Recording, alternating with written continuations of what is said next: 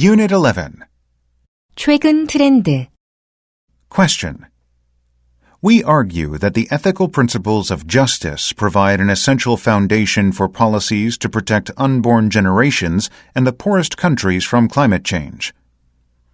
Related issues arise in connection with current and persistently inadequate aid for these nations, in the face of growing threats to agriculture and water supply, and the rules of international trade that mainly benefit rich countries.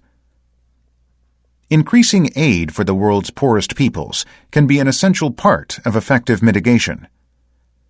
With 20% of carbon emissions from mostly tropical deforestation, carbon credits for forest preservation would combine aid to poorer countries with one of the most cost-effective forms of abatement.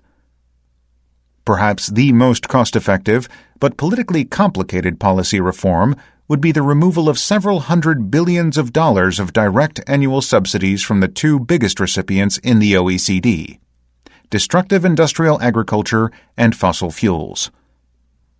Even a small amount of this money would accelerate the already rapid rate of technical progress and investment in renewable energy in many areas, as well as encourage the essential switch to conservation agriculture.